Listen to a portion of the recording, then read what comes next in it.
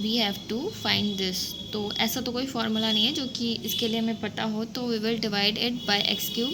तो X cube से divide कर देंगे तो हमें इसकी फार्मूला पता है, X cube minus 1 by X cube. इसका फार्मूला होता है एन क्यूब माइनस 3 तो वो पुट करेंगे तो हमारा 140 आ जाएगा। 140 में 5 माइनस कर देंगे और यहाँ पे 7 प्लस होगा, यहाँ पे 5 माइनस होगा, तो ये डिविजिबल बाय 3 हो जाएगा। तो हमारा आंसर आ जाएगा 4/49। यहाँ पे हमारे पास y माइनस एक्स आ रहा है, तो हम क्या करेंगे, माइनस कॉमन ले लेंगे, तो 1/24 आ रहा है। 1/24 हमें ऐसे में तोड़ना है कि ये 11 को सेटिस्फाई कर जाए। तो ये ऐसी वैल्यू अगर एग्जाम में आपको नहीं समझ में आया तो स्किप करना, डायरेक्ट फार्मूला वाइज करना। 8 क्यूब की वैल्यू 5/12, 3 की 27 और फिर ऐसे हो जाएगा। पहले जो लेंथ दिया हुआ था दैट इज़ हम लोग मान लेते हैं 1, फिर आगे क्या हो गया, वो गुना 3 हो जाता है। और रेक्टेंगल भी 1 मान लेते हैं तो वो हाफ हो जाता है। तो एरिया ऑफ रेक्टेंगल होता है L/B। तो न्यू वाले का हमारा एरिया 3/2 आ रहा है, ओल्ड वाले का 1 ही आएगा। तो हम लोग क्या कर देंगे, 3/2 है तो 2 उधर चला जाएगा, तो 2/3 हो जाएगा। यहाँ पे हम लोग वैल्यू पुटिंग से भी कर सकते हैं, बट इजी दिख रहा है तो हम लोग इसको डायरेक्ट सॉल्व कर लेते हैं। तो यहाँ पे क्या हो जाएगा, साइन थीटा मतलब 2 इधर ही रहेगा, 3 इसके नीचे आ जाएगा, और फिर cos theta square, cos square theta है तो हम ऐसे भी तो कर सकते हैं, sine theta by cos theta into 1 by cos theta. तो इसकी वैल्यू हमारे पास 2/3 आ रही है। अब हम यहाँ पे वैल्यू पुट करके कर सकते हैं। 30 डिग्री की वैल्यू आती है 1/√3 एंड सेक 30 डिग्री की वैल्यू आती है हमारी 2/3। तो ये रख करके हम सेटिस्फाई करेंगे तो हमारा सेटिस्फाई हो रहा है, वो 2/3 आ रहा है। तो अब हम लोग यहाँ पे पूरे में ही 30 डिग्री की वैल्यू रख देंगे।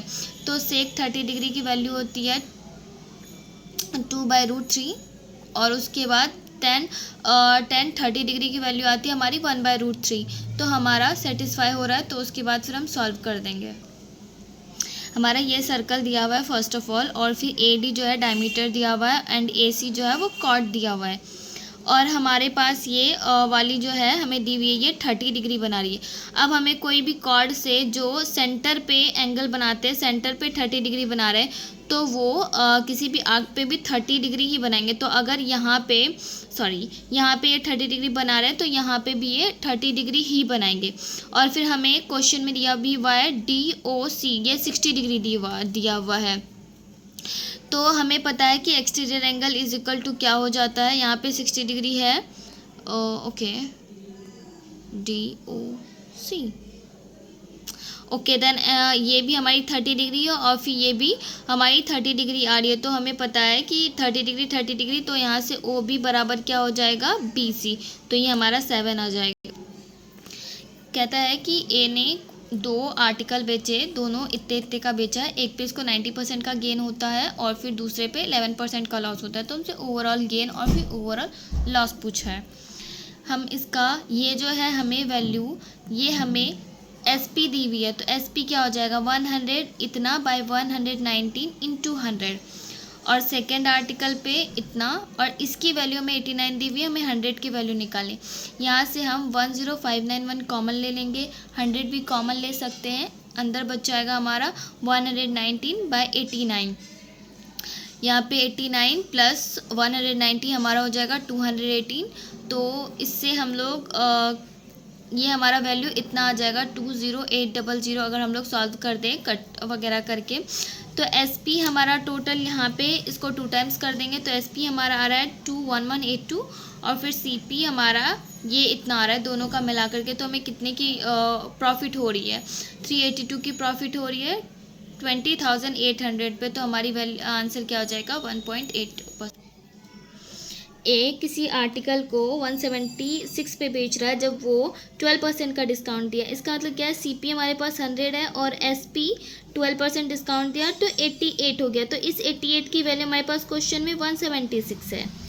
तो अब ये 2 टाइम्स जा रहा है तो MP क्या हो जाएगा, 200 हम लोग मान सकते हैं।